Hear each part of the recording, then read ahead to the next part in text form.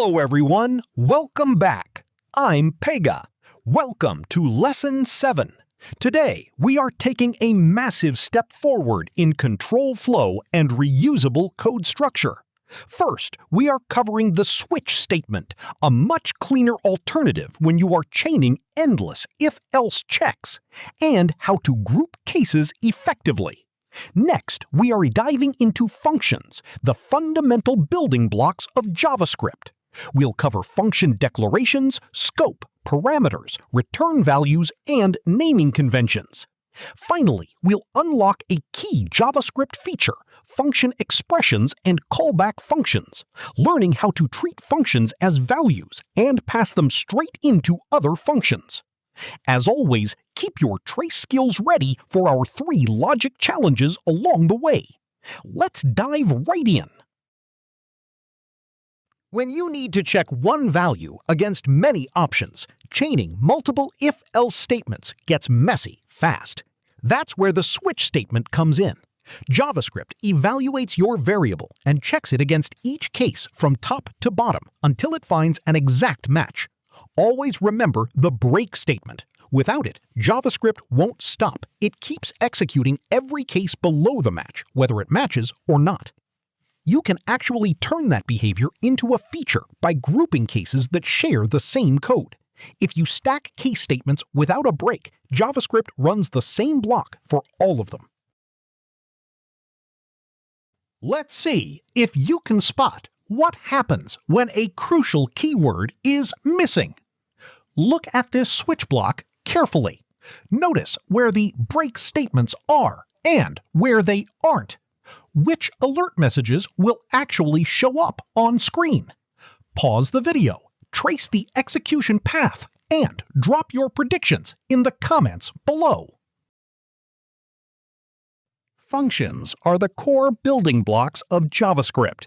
They let you wrap up code and reuse it anywhere without repeating yourself. You declare a function using the function keyword, give it a name, and put your code inside curly braces. Variables declared inside a function stay local to it. However, the function can easily read or modify variables defined outside of it. You can pass data into a function using parameters. If you skip an argument when calling it, that value becomes undefined. To send a result back to your code, use the return keyword. Always start function names with a verb so your code is easy to read. Get to return a value, calc to calculate, or check to return a Boolean. Let's test your understanding of local versus outer variables. What does the first alert show, and what does the second alert show? Pause the video, trace the scope, and drop your answer in the comments below.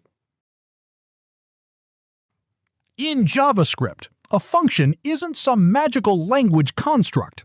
It's actually just a special kind of value. Up until now, we've used function declarations. But you can also create a function inside an assignment using a function expression.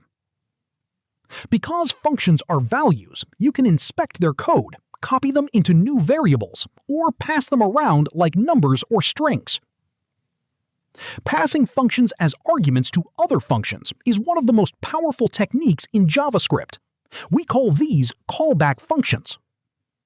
Take a look at this ask function. It receives a question and 2 handler functions, one for yes and one for no. Depending on the user's input, ask calls back either show OK or show cancel. Let's see how well you understand callback functions when they're passed on the fly. Read this code carefully. Trace the values through both function calls. What exact number will pop up in the alert? Pause the video, trace the execution step by step, and drop your answer in the comments below. Amazing job today! You've just mastered the foundations of reusable logic and callback execution in JavaScript. Don't forget to leave your predictions for all 3 challenges down in the comments. The missing break behavior in our switch block, the scope output of local versus outer variables, and that callback challenge tracing process 3. If this lesson made functions and control flow crystal clear for you, hit that like button, subscribe, and turn on notifications so you don't miss Lesson 8. Let's keep mastering JS together.